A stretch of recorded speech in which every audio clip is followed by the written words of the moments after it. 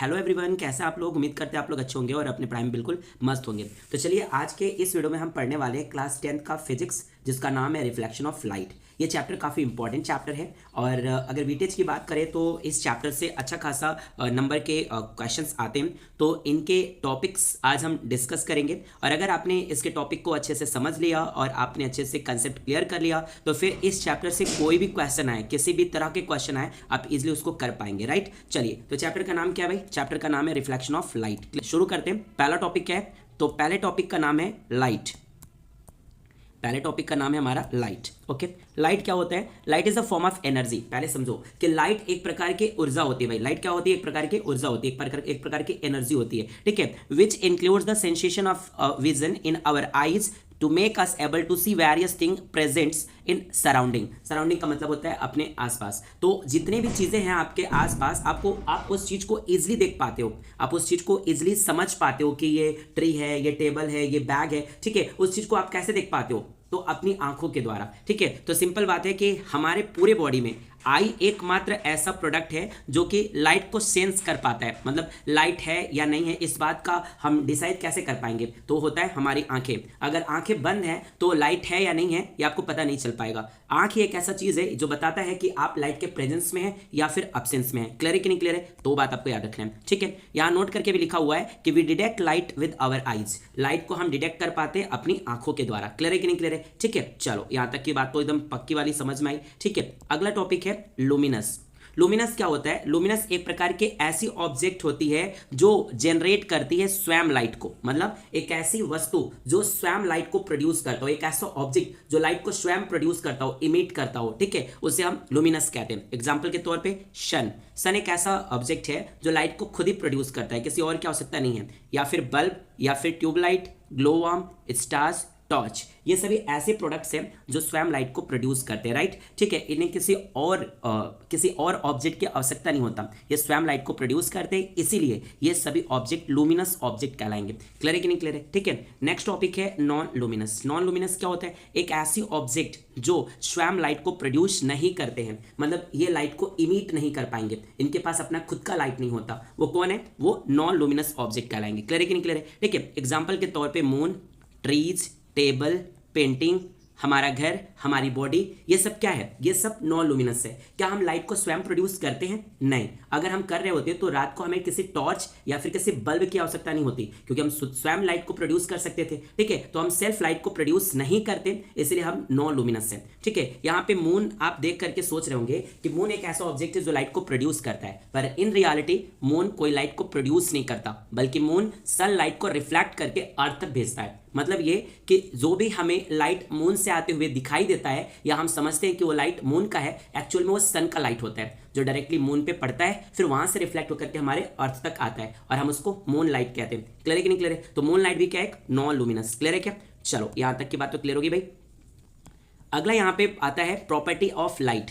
Light की क्या property है? ओके, देखो बहुत इंपॉर्टेंट टॉपिक है ये, बहुत ही अच्छे से क्लियर करना है इसको, क्योंकि आपको यहां से 1-2 मार्क्स के एमसीक्यूज आ सकते हैं। ठीक है, वो आपको क्लियर करके रखना है। सबसे पहला पॉइंट क्या है भाई कि light is a form of energy. Light एक प्रकार की ऊर्जा, एक प्रकार की एनर्जी है। क्लियर है कि नहीं क्लियर है? जैसे काइनेटिक एनर्जी होता है, पोटेंशियल एनर्जी होता है, ठीक उसी प्रकार से लाइट भी एक प्रकार की एनर्जी है। ठीक है, it travels in a straight line. हमेशा जो लाइट है वो स्ट्रेट पाथ पर मूव करता है। ठीक है, मतलब वो सीधा चलता है, लाइट हमेशा सीधा चलता है। अब समझो इस बात को, लाइट मान लो सीधा जा रहा है और यहाँ पे एक वॉल है, वॉल मतलब एक दीवार है। ठीक है, तो यहाँ से लाइट अब आने के बाद क्या होगा? वापस इसी पाथ पे रिफ्लेक्ट हो जाएगा, या फिर यहाँ से कोई लाइट ऐसे आ रही है स्ट्रेट, तो ये यहाँ से रिफ्लेक्ट हो जाएगा, या फिर रिफ्लेक्ट नहीं होगा, वहीं पे रह जाएगा। ठीक है, तो इस तरफ कोई लाइट नहीं है, यहाँ पे कोई लाइट नहीं है। ठीक है, तो इस तरफ क्या होगा? इस दीवार का, ठीक है, शैडो फॉर्म होगा। क्या होगा भाई? शैडो फॉर्म होगा। शैडो क्यों फॉर्म हो रहा है यहाँ पे? शैडो इसलिए फॉर्म हो रहा है क्योंकि वहां पे कोई लाइट्स नहीं है। क्लियर है कि नहीं क्लियर है? ठीक है, तो सिंपल हमें याद रखना है कि जो लाइट है वो हमेशा स्ट्रेट लाइन में ट्रेवल करता है, इसी के कारण लाइट जो है वो शैडो फॉर्म क्रिएट करता है, मतलब शैडो बनाता है, किसी भी ऑब्जेक्ट का परछाई बनाता है। क्लियर है कि नहीं क्लियर है? ठीक है, ओके। एक इंपॉर्टेंट और बात है, स्पीड ऑफ लाइट। लाइट की जो स्पीड है वो एयर एंड वैक्यूम में 3 × 10⁸ मीटर पर सेकेंड होता है, यानी कि स्पीड है जो लाइट का वो वैक्यूम एंड एयर, एयर मतलब हमारा एटमॉस्फेयर, और वैक्यूम जहाँ पे कोई पार्टिकल्स ना हो, कोई गैस ना हो, कोई मॉलिक्यूल्स ना हो, उसे वैक्यूम्स कहते हैं। तो वैक्यूम्स एंड एयर, ये जो एटमॉस्फेयर है, इसमें जो हमारा लाइट का स्पीड होता है वो होता है 3 × 10⁸ मीटर पर सेकेंड, राइट। लेकिन यहाँ पे एक चीज याद रखना है कि जो लाइट की स्पीड होती है वो मीडियम चेंज होने पर स्पीड भी चेंज होता है। इट मीन्स ये कि वाटर जो है, ठीक है, वाटर में लाइट की स्पीड कुछ और होगा, पेट्रोल में लाइट की स्पीड कुछ और होगा, ठीक है, डीजल में लाइट की स्पीड कुछ और होगा, हनी में लाइट का स्पीड कुछ और होगा, ग्लास में लाइट का स्पीड कुछ और होगा। क्यों? क्योंकि इनकी डेंसिटी अलग अलग है, ठीक है, इसीलिए इनमें लाइट के स्पीड भी अलग अलग होंगी, different medium and different speed of light. Clear है कि नहीं क्लियर है? लेकिन यहाँ पे एयर एंड वैक्यूम में जो स्पीड होती है लाइट की वो 3 × 10⁸ मीटर पर सेकेंड होता है, ठीक है। नेक्स्ट प्रॉपर्टी क्या है? Light have A dual nature, light के दो नेचर होते हैं। जैसे हम इंसानों के दो नेचर होते हैं, घर में कुछ और नेचर होता है, घर में किसी और तरह से बिहेव करते हैं, लेकिन बाहर जाते एक डिसेंट, एक जेंटल बॉय बन जाते हैं या जेंटल गर्ल बन जाते हैं ना। तो उसी तरह से लाइट भी कभी कभार वो एज ए पार्टिकल काम करता है, तो कभी कभार एज ए वेव काम करता है। मतलब वो कभी कभी एज ए पार्टिकल बिहेव करता है, तो कभी कभी एज ए वेव बिहेव करता है। क्लियर है कि नहीं क्लियर है? ठीक है, तो ये भी आपको अच्छे से याद रखना है। अब आता है अगला टॉपिक, रिफ्लेक्शन ऑफ लाइट। क्या है भाई? रिफ्लेक्शन ऑफ लाइट, ठीक है। ये रिफ्लेक्शन ऑफ लाइट जो है बहुत इंपॉर्टेंट टॉपिक है, क्योंकि ये एग्जाम में आने की हाई चांसेस होती है। मतलब इस टॉपिक से कुछ ना कुछ पॉइंट्स आउट होते हैं, ठीक है, तो उसे याद रखना है। चलो सबसे पहले समझो कि एक हमारे पास प्लेन कोई मिरर है या फिर सरफेस है। यहाँ पे मैंने एक प्लेन सरफेस रखा है, बिल्कुल स्मूथ सरफेस है या फिर वेल पॉलिश्ड है, ठीक है। तो जैसे कि मिरर का जो सरफेस होता है काफी स्मूथ होता है, काफी प्लेन होता है, ठीक है। और कहीं से एक लाइट आकर के इसी स्मूथ सरफेस पे आके टकराता है, तो जो लाइट आके टकरा रहा है सरफेस से, ठीक है, उस लाइट का नाम होता है, उस रे का नाम होता है इंसिडेंट रे, क्योंकि वो रे ऑफ लाइट है, इसलिए उस रे का नाम होता है इंसिडेंट रे।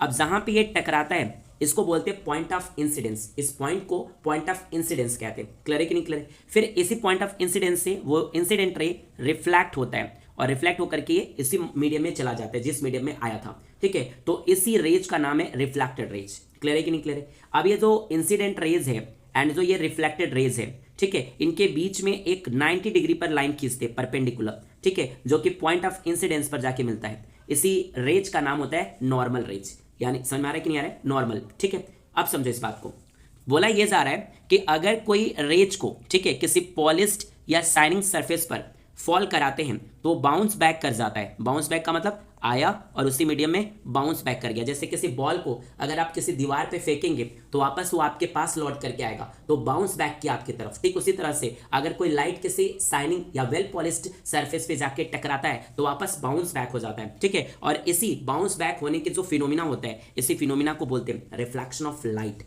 क्लियर है कि नहीं क्लियर है? ठीक है, तो उम्मीद करते हैं ये चीज आपको अच्छे से क्लियर हुआ होगा, ठीक है। कुछ इसमें और इंपॉर्टेंट टर्म्स है, उसे भी समझना बहुत जरूरी है। देखिए, जो रेज आ रही है सोर्सेस ऑफ लाइट से, उसका नाम है इंसिडेंट रेज। तो incident rays and normal rays, इन दोनों के बीच में जो एंगल बनता है, इस एंगल का नाम होता है एंगल ऑफ इंसिडेंस। क्या नाम होता है? Angle of incidence. और इसे एक स्मॉल आई से रिप्रेजेंट करते हैं, यानी कि जो आई है, आई फॉर इंसिडेंस, आई से रिप्रेजेंट करते हैं। फिर ये जो रिफ्लेक्ट हुआ रेज है और ये जो नॉर्मल रेज है, ठीक है, इन दोनों के बीच में जो एंगल फॉर्म्ड होता है, इसी एंगल को बोला जाता है एंगल ऑफ रिफ्लेक्शन। और इसे स्मॉल आर से डिनोट करते हैं। कैसे डिनोट करते हैं? स्मॉल आर से डिनोट करते हैं। क्लियर है कि नहीं क्लियर है? ठीक है, अब यही चीज यहाँ पे समझना है बहुत अच्छे से, ठीक है। उससे पहले हमें एक चीज और समझना बहुत जरूरी है। क्या है ये पॉलिश्ड या फिर शाइनिंग सरफेस से रिलेटेड है। क्या है कि अगर कोई हाईली पॉलिश्ड सरफेस है या काफी स्मूथ सरफेस है, जैसे कि कोई मिरर, ठीक है, कोई शीशा, कांच, ठीक है, उस पर जो लाइट फॉल करती हैं, ज्यादातर लाइट वो क्या होंगी? रिफ्लेक्ट हो जाएंगी, ठीक है। और अगर कोई डल सरफेस है, यानी कि खुदरा सरफेस है, उस पर लाइट बहुत कम रिफ्लेक्ट होंगी। इस चीज को समझिए। देखिए, एक मेरे पास स्मूथ सरफेस है और एक मेरे पास रफ सरफेस है। तो यहाँ पे मान लीजिए कोई रेज ऑफ लाइट आ रही है, ठीक है, ऐसे, तो वो रिफ्लेक्ट होकर के चली जाएंगी, ठीक है। जैसे यहाँ से 100% लाइट अगर आ रही है तो वो रिफ्लेक्ट होकर के लगभग 99% लाइट जो है वो रिफ्लेक्ट हो जाएंगी।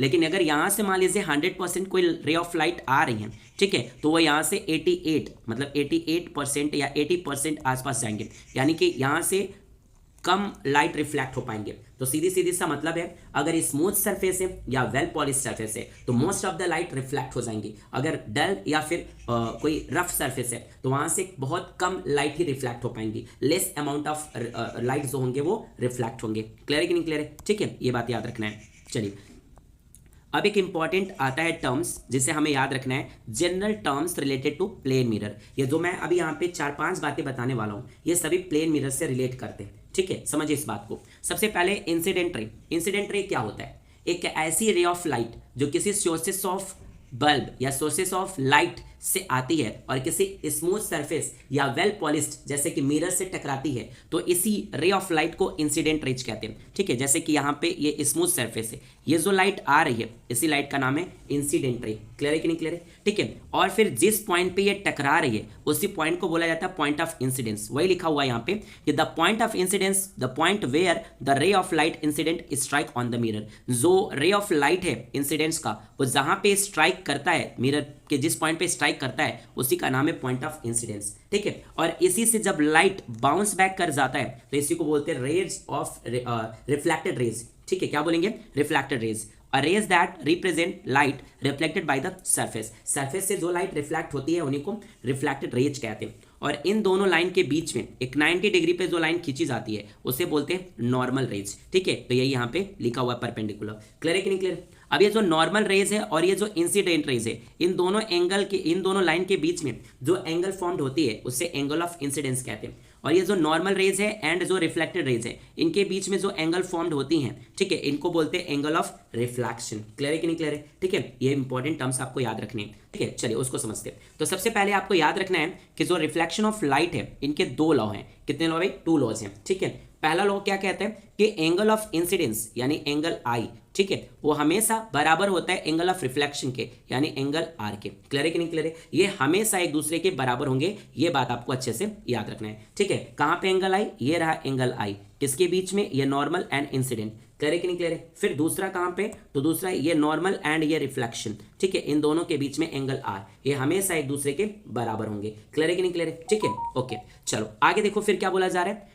Incident rays, normal rays and point of incidence reflected rays, यानी incident rays and normal rays और रिफ्लेक्टेड रेज, ये यानी एक इंसिडेंट, दूसरा नॉर्मल एंड तीसरा ये जो रिफ्लेक्टेड रेज है, ये तीनों एक ही पॉइंट पर एग्जिस्ट करते हैं और उस पॉइंट का नाम है पॉइंट ऑफ इंसिडेंस। देखो यहां से ये भी लाइट इसी पॉइंट पे आ रही है, ये भी लाइट इसी पॉइंट से है और नॉर्मल भी इसी पॉइंट से है, तो यही जो पॉइंट है इसी पॉइंट का नाम है पॉइंट ऑफ इंसिडेंस। ये तीसरा लॉ है, मतलब सॉरी दूसरा लॉ है, मतलब तीनों आने वाली जो रेज है एक ही पॉइंट पर एग्जिस्ट करते हैं और उस पॉइंट का नाम है पॉइंट ऑफ इंसिडेंस। क्लियर है कि नहीं क्लियर है? तो ये आपको 2 लॉज बहुत अच्छे से ध्यान में रखना है। ठीक है, क्योंकि एग्जाम में ऐसे भी क्वेश्चन आ सकते हैं। ओके, अब आता है टाइप्स ऑफ रिफ्लेक्शन। क्योंकि भाई हमने नॉन लुमिनस, लुमिनस, लाइट की प्रॉपर्टीज एंड मैंने कुछ फिनोमिनन देखा रिफ्लेक्शन ऑफ लाइट के। ठीक है, अब हमें ये देखना है कि लाइट कितने टाइप से रिफ्लेक्ट होती है, मतलब लाइट कितने प्रकार से रिफ्लेक्ट होंगी, ये चीज को समझना है। ठीक है, तो यहाँ पे लिखा है टाइप्स ऑफ रिफ्लेक्शन। क्या लिखा है भाई? Types of reflection. ठीक है, तो चलो कलर चेंज कर लेता हूँ ताकि आपको अच्छे से विजिबल हो। टाइप्स ऑफ रिफ्लेक्शन, पहला होता है रेगुलर रिफ्लेक्शन एंड दूसरा होता है डिफ्यूजन रिफ्लेक्शन। क्या होता है? डिफ्यूजन या डिफ्यूज रिफ्लेक्शन। इसी को बोला जाता है इरेगुलर रिफ्लेक्शन। क्लियर है कि नहीं क्लियर है? तो कितने टाइप के जो रिफ्लेक्शन होते हैं? 2 टाइप के। कौन कौन से? Regular and irregular. अब ये रेगुलर और इरेगुलर क्या है, इस चीज को अच्छे से समझना है। ठीक है, देखिए सबसे पहले मैं आपको यहाँ पे समझाने की कोशिश करता हूँ। देखिए यहाँ पे क्या है कि ये वाला जो ए है इसको हम बोलेंगे ये रेगुलर है। ठीक है, और ये जो बी है इसको बोलेंगे ये इरेगुलर है। क्लियर है क्या? चलो समझो दोनों में क्या है कि ये सभी जो रेज ऑफ लाइट है ये सब इंसिडेंट रेज है, क्योंकि ये सोर्सेस ऑफ लाइट से आ रही हैं, कहीं से ये लाइट आ रही है और आने के बाद ये पैरेलल, एक दूसरे के पैरेलल ऐसे रिफ्लेक्ट हो रही हैं। और ये ऐसा क्यों हो पा रहा है? क्योंकि यहाँ पे सरफेस स्मूथ है, सरफेस बिल्कुल स्मूथ है या वेल पॉलिश्ड है। ठीक है, तो समझो जब कभी कोई रे ऑफ लाइट आकर के स्ट्राइक करती है किसी स्मूथ सरफेस से, किसी स्मूथ सरफेस से जब वो टकराएगी तो वो लाइट एक दूसरे के पैरेलल रिफ्लेक्ट होंगे, एक दूसरे के क्या होंगे? पैरेलल रिफ्लेक्ट होंगे। और यहाँ पे जो इमेज बनेगा बिल्कुल क्लियर बनेगा। कैसा इमेज बनेगा? बिल्कुल साफ सुथरा इमेज बनेगा। ठीक है, लेकिन वहीं पर कोई अगर रे ऑफ लाइट है जो कि सोर्सेस ऑफ लाइट से आ रही है, ठीक है, और एक रफ सरफेस से टकरा रही है, एक रफ सरफेस से टकरा रही है, तो कुछ लाइट इधर होंगे, कुछ लाइट इधर होंगे, कुछ लाइट इधर होंगे, कुछ लाइट इधर होंगे, मतलब कोई भी लाइट एक दूसरे के पैरेलल नहीं है। इसका मतलब यहाँ पे जो इमेज है वो अनक्लियर होगा, मतलब साफ सुथरा इमेज नहीं बनेगा। क्लियर है कि नहीं क्लियर है? तो कितने तरह के रिफ्लेक्शन हुए? दो तरह के, एक होते हैं रेगुलर और होते हैं एक इरेगुलर। रेगुलर रिफ्लेक्शन तब होते हैं जब कोई लाइट स्मूथ सरफेस पर स्ट्राइक करता है, और इरेगुलर रिफ्लेक्शन तब होते हैं जब कोई इंसिडेंट रेज या फिर लाइट जाकर के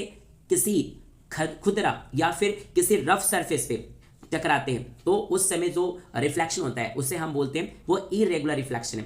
इरेगुलर रिफ्लेक्शन में जो इमेज बनता है वो अनक्लियर होता है, धुंधला होता है, ठीक है। लेकिन जो हमारा रेगुलर रिफ्लेक्शन होता है उसमें जो इमेज बनता है वो बिल्कुल रेगुलर बनता है। क्लियर है कि नहीं क्लियर है? ठीक है, अब इस चीज को समझना है थोड़ा ध्यान से। जैसे एग्जांपल के तौर पे अगर आपके पास एक बाल्टी में वाटर है, ठीक है, एक बकेट आपने लिया और उसके अंदर वाटर रखा, बिल्कुल वाटर का जो लेवल है वो रेस्ट पोजीशन पर है, रेस्ट पोजीशन पे है। तो यहाँ पर आप खड़ा होकर के अपने फेस को इसमें देखोगे तो आपका फेस एकदम क्लियर दिखेगा, ठीक है। क्यों? क्योंकि जो वाटर का सरफेस है बिल्कुल स्मूथ है, इसलिए लाइट रेगुलर फॉर्म कर रहे हैं, यहाँ पे रेगुलर रिफ्लेक्शन हो रहे हैं, जिसकी वजह से आपकी इमेज आपको प्रॉपर दिखेंगे। लेकिन एक और बकेट है उसमें भी पानी भरा हुआ है, पर इस बार पानी के लेयर को आपने डिस्टर्ब किया हुआ है, मतलब थोड़ा सा उस पानी को वेव दिया है, थोड़ा सा उस पानी को हिलाया है आपने, ठीक है। और आप ऊपर से जब अपने चेहरे को देखोगे तो आपका चेहरा दिखेगा लेकिन क्लियर नहीं दिखेगा। क्यों? क्योंकि सरफेस एक खुदरा है, सरफेस एक रफेज है, जिसकी वजह से स्मूथ नहीं है, जिसकी वजह से जो रिफ्लेक्शन हो रहा है वो इरेगुलर रिफ्लेक्शन हो रहा है, इसलिए आपको अपनी फेस प्रॉपर नहीं दिख रहा है। समझ में आ रहा है कि हम क्या कहना चाह रहे हैं? ठीक है, उम्मीद करता हूं ये चीज आपको समझ में आया होगा। अब इसी चीज को यहाँ पे एज ए थ्योरी के रूप में समझना है। रेगुलर रिफ्लेक्शन क्या होता है? जब कोई रिफ्लेक्शन, ठीक है,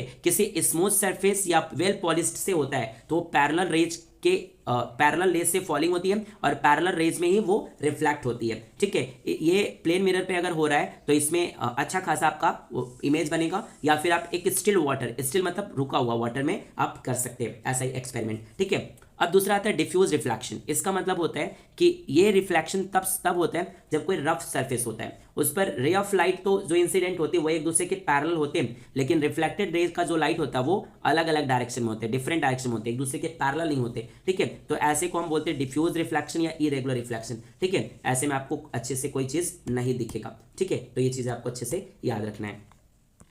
अब आते हैं लेटरल इन्वर्जन। लेटरल इन्वर्जन, ये लेटरल इन्वर्जन क्या है भाई? देखो, इन्वर्जन मतलब होता है उल्टा और लेटरल मतलब होता है शब्दों का, वर्ड का, ठीक है। तो ए से लेकर के जेड तक कुछ ऐसे शब्द हैं, कुछ ऐसे वर्ड हैं जिनको ये इन्वर्स कर देता है, मतलब इसको रिवर्स कर देता है, इसलिए इसका नाम है लेटरल इन्वर्जन, ठीक है। अब ये इन्वर्जन कैसे होता है वो समझो। देखो, अगर कोई प्लेन मिरर है, इस प्लेन मिरर के सामने अगर आपने पी रखा है तो इसका इमेज मिरर में पी ऐसे बनेगा। क्लियर है कि नहीं क्लियर है? अगर आपने क्यू रखा है यहाँ पे तो इमेज कुछ ऐसे बनेगा, ठीक है। अगर आप यहाँ पे ऐसा एरो बनाए तो इमेज यहाँ पे कुछ ऐसा बनेगा। क्लियर है? जस्ट उल्टा बन रहा है, यानी कि यहाँ पे लेटरल इन्वर्जन हो रहा है, ठीक है। अब वही चीज को हमें यहाँ पे अच्छे से समझना है। देखिए, When an object is placed in front of the plane mirror, जब किसी प्लेन मिरर के सामने हम किसी ऑब्जेक्ट को रखते हैं, ठीक है, तो इनका जो साइड होता है वो रिवर्स हो जाता है, मतलब साइड बदल जाता है। कैसा बदलता है? जो राइट साइड होता है वो लेफ्ट में दिखने लगता है और जो लेफ्ट साइड होता है वो राइट में दिखने लगता है। जैसे कि मानिए कि यहाँ पे मैंने इसको पी रखा है तो इधर पे कौन सा साइड है? लेफ्ट। इधर कौन सी है? राइट। मिरर के सामने इसका इमेज कैसा बनेगा? ऐसे, ठीक है। अब ये हो गया लेफ्ट और ये हो गया लेफ्ट और ये क्या हो गया? राइट, ठीक है। देखिए, जो कभी लेफ्ट हुआ करता था वो राइट में चेंज हो गया और जो कभी राइट हुआ करता था वो लेफ्ट में चेंज हो गया। क्लियर है कि नहीं क्लियर है? ये चीज आता है, ठीक है। This reversal is only in the direction perpendicular the surface of their mirror. याद रखना इस चीज को, ठीक है। चलिए आगे यहाँ पे देखिए, ये जो एम्बुलेंस है इसमें भी आपने देखा होगा इसका नाम जो होता है उल्टा लिखा होता है। वो क्यों लिखा होता है कि अगर मान लीजिए कोई एम्बुलेंस को ड्राइव कर रहा है, ठीक है, और उसको रास्ते चाहिए, ठीक है, तो सामने वाले से जब वो हॉर्न मारेगा तो जो सामने वाला है वो अपने मिरर में इस एम्बुलेंस को देखेगा तो यहाँ पे जो उल्टी शब्द लिखी हुई है उसके मिरर में सीधा दिखेगा, ठीक है। और सीधा दिखने की वजह से आसानी से उसको पढ़ पाएगा और इसको रास्ता दे देगा और ये ओवरटेक करके चला जाएगा, ठीक है। तो एम्बुलेंस इसलिए उल्टा लिखा जाता है ताकि मिरर में देखने पर वो सीधा है और इजिली वो रीड करने में, ताकि लोग आसानी से रास्ता दे सके, ठीक है, उससे जाने के लिए। क्लियर है कि नहीं क्लियर है? ठीक है, तो ये भी बात याद रखना है आपको। अब देखो, रिफ्लेक्शन हो रहा है, चाहे वो रेगुलर रिफ्लेक्शन हो चाहे इरेगुलर रिफ्लेक्शन हो, पर दोनों केसेस में इमेज बनता है। इमेज क्या होता है, जैसे आपने मिरर के सामने खड़ा होकर के अपने आप को देखा, तो जो आपका वहां पे जो एक फिगर बन रहा है मिरर के अंदर, वही इमेज है। ठीक है, तो image is the point where light rays meet and appear to meet. Image वही पॉइंट पर बनता है, उसी पॉइंट पर बनता है जहां पर रेज ऑफ लाइट मीट करते हैं। क्या करते हैं, मिलते हैं। जो रेज ऑफ लाइट है वो जहां मिलेंगे उसी पॉइंट पर इमेज बनेगा। ठीक है, या फिर मिलते हुए दिखाई देते हैं। ठीक है, जहां पर मिलेंगे वहां पर इमेज बनेगा, या मिलता हुआ दिखाई देंगे कि यहाँ पे दो रेज या दो से अधिक रेज आपस में मिल रहे हैं, स्ट्राइक कर रहे हैं, एक दूसरे को इंटरसेक्ट कर रहे हैं, वहीं पर इमेज बनेगा। ठीक है, इमेज कितने प्रकार के बनते हैं, दो तरह के। कौन कौन से, रियल एंड वर्चुअल। कितने तरीके के, दो तरीके के, एक रियल एक वर्चुअल। क्लियर है कि नहीं क्लियर है। अच्छा एक बात बताना, इमेज कहाँ बनता है, इमेज उस पॉइंट पर बनता है जहां पर रे ऑफ लाइट मिलते हैं या फिर मिलते हुए अपीयर होते हैं, वहां पर इमेज बनता है। कितने तरह के बनते हैं, दो तरह के। कौन कौन से, एक है रियल और एक है वर्चुअल। रियल इमेज कैसा होता है, रियल इमेज कैसा होगा भाई, ठीक है, तो रियल इमेज जो होता है वो हमेशा कन्वर्ज रेज से होता है। कैसा होता है, कन्वर्ज रेज से। ठीक है, they can be projected on screen, इसको स्क्रीन पे प्रोजेक्टेड किया जा सकता है। ठीक है, राइट ले actually meet at the image, यहाँ पे एक्चुअल में लाइट मीट करते हैं। ठीक है, तब जाकर के इमेज बनता है, उस इमेज को क्या बोलते हैं, रियल इमेज। वर्चुअल क्या होता है, आपको लगता है पर ऐसा होता नहीं है, उसको बोलते हैं वर्चुअल इमेज। अब इन दोनों इमेज के बारे में मैं आपको बहुत अच्छे से समझाने की कोशिश करता हूं, समझना। देखो, अगर कोई रे ऑफ लाइट या फिर कोई ऑब्जेक्ट है और ये क्या है, मिरर है, ये क्या है भाई, मिरर है। ठीक है, मिरर के इधर कर कोई ऑब्जेक्ट रखा हुआ है और इसी ऑब्जेक्ट का जो इमेज है वो भी इसी साइड में कहीं बन रहा है, मिरर के सामने ही बन रहा है। कहाँ बन रहा है, मिरर के सामने बन रहा है, तो इसको बोलते हैं फ्रंट ऑफ द मिरर। कहाँ बन रहा है, फ्रंट ऑफ द मिरर। कहाँ पे बन रहा है, मिरर के सामने बन रहा है। ठीक है, अच्छा जो मिरर के सामने बनता है वो हमेशा हमेशा इन्वर्टेड होता है। कैसा होता है, इन्वर्टेड होता है। ठीक है, कैसा होता है, इन्वर्टेड। और जो इमेज इन्वर्टेड होता है वो हमेशा रियल इमेज होता है। क्या होता है, रियल इमेज होता है। क्लियर है कि नहीं क्लियर है। कैसा इमेज बनेगा, रियल इमेज बनेगा। कैसा बनेगा, रियल बनेगा। क्लियर है, ठीक है। आगे देखो, अगर कोई प्लेन मिरर है, चलो ये मिरर है, इस मिरर के सामने आपने कोई ऑब्जेक्ट को रखा, लेकिन इसका इमेज कहीं पीछे बन रहा है, मिरर के इस साइड बन रहा है। ठीक है, इस साइड बनेगा, तो उन केसेस में इसको बोलेंगे ये इरेक्ट बनेगा। इरेक्ट मतलब क्या होता है, सीधा। हमेशा जो पीछे बनता है, बैक ऑफ द मिरर, ठीक है, या फिर बिहाइंड द मिरर, इसको बोलते हैं बिहाइंड द मिरर। मिरर के पीछे अगर आप देखेंगे इमेज बनते हुए दिखाई देगा तो उसे हम बोलते हैं वो इरेक्ट बनता है, सीधा बनता है इमेज। कैसा बनेगा, सीधा बनेगा। साथ ही साथ कैसा बनेगा, वर्चुअल। कैसा बनेगा, वर्चुअल, मतलब आपको दिखेगा कि बन रहा है, ठीक है, पर एक्चुअल में बनता नहीं है। मतलब लाइट इमेज बनेगा लेकिन लाइट एक दूसरे को इंटरसेक्ट नहीं करेगा, आपको लगेगा। ठीक है, ये चीज़ आपको याद रखना है। ठीक है, चलो अब आता है यहाँ पे property of image formed by plane mirror. Plane mirror image बनाता है तो उनके कौन कौन से प्रॉपर्टी है, इन चीज को यहाँ पे समझना है। तो यहाँ पे कुछ प्रॉपर्टीज दी हुई हैं, उन्हें समझते हैं एक एक करके। सबसे पहले याद रखो कि जो प्रोजेक्ट है, ठीक है, on screen can not virtual image, मतलब जो प्रोजेक्टेड स्क्रीन होता है वो कभी भी वर्चुअल इमेज नहीं बना सकता, क्योंकि उनके स्क्रीन पर बनता है या स्क्रीन के सामने बनता है, और जो स्क्रीन के सामने बनता है वो हमेशा इन्वर्टेड और कैसा होता है, रियल होता है। ठीक है, तो ये कैसा इमेज बनाएगा, रियल इमेज, लेकिन वर्चुअल इमेज तो बनेगा ही नहीं। तो प्लेन मिरर हमेशा वर्चुअल इमेज बनाता है, ठीक है, लेकिन जो प्रोजेक्टेड होता है स्क्रीन वो हमेशा रियल इमेज बनाता है। ठीक है, इमेज जो वर्चुअल बनता है, जैसे कि अगर आपसे पूछा जाए कि हमारा जो प्लेन मिरर है, ठीक है, प्लेन मिरर, ये प्लेन मिरर कैसा इमेज बनाता है, तो क्या बोलेंगे, वर्चुअल। और जो भी वर्चुअल इमेज बनाता है वो हमेशा इरेक्ट बनाता है। इरेक्ट मतलब सीधा। जैसे कि मान लीजिए अगर ये ऑब्जेक्ट है तो इसका इमेज कहीं पर भी बनेगा वो भी ऐसा सीधा बनेगा। ठीक है, अगर ये उल्टा है तो इमेज भी इसका उल्टा बन सकता है। क्लियर है कि नहीं क्लियर है। तो लेकिन जब भी वर्चुअल अगर इमेज बन रहा है तो वर्चुअल इमेज हमेशा सीधा ही बनता है। ठीक है, जैसे कि ये और ये, बात समझ में आ रहा है कि नहीं आ रहा है। ठीक है, आगे देखिए, image is of the same size of the object. इसका मतलब क्या हुआ, अगर कोई प्लेन मिरर है, इसके सामने जितना बड़ा ऑब्जेक्ट आप रखेंगे उतना बड़ा इसका इमेज बनेगा, और बड़ा आपने इमेज रखा, ऑब्जेक्ट रखा तो और बड़ा इमेज बनेगा। मतलब जितना बड़ा आप ऑब्जेक्ट को लेंगे उतना बड़ा आपको इमेज मिलता जाएगा, या फिर जितना छोटा आप ऑब्जेक्ट लेंगे उतना छोटा आपको इमेज मिलता जाएगा। मतलब ऑब्जेक्ट जितना बड़ा होता है उतना बड़ा इमेज बनता है। ठीक है, लैटरली इन्वर्टेड मतलब प्लेन मिरर में लेफ्ट का राइट हो जाता है, राइट का लेफ्ट हो जाता है। ठीक है, वर्ड का थोड़ा हेरा फेरी होता है। Distance of image and object from the plane mirror, plane mirror से जितने दूरी पर, जैसे मान लीजिए प्लेन मिरर है, जितने दूरी पर कोई ऑब्जेक्ट रखा गया होता है, जैसे कि मान लीजिए एक्स डिस्टेंस रखा गया है, तो इसका इमेज भी एक्स डिस्टेंस पर ही बनेगा। ठीक है, जितने दूरी पर ऑब्जेक्ट होगा मिरर से उतनी ही दूरी पर उसका इमेज भी बनेगा। क्लियर है कि नहीं क्लियर है? ठीक है, तो यहाँ तक मैंने पढ़ा दिया, उम्मीद करते हैं आपको बहुत अच्छे समझ में आया होगा। बाकी जो इसके आगे की छोटी सी टॉपिक है उसको हम शाम को कवर करेंगे। अगर आपको जरा भी अच्छा लग रहा हो, कंसेप्ट क्लियर हो रहा हो, तो प्लीज़ अपने फ्रेंड्स, अपने रिलेटिव्स, अपने दोस्त यार को इसके बारे में बताइए और इसको शेयर कीजिए। ठीक है, चलिए तो मिलते हैं नेक्स्ट टॉपिक में इसी के साथ। तब तक के लिए जय हिंद, जय Bharat, bye bye, take care.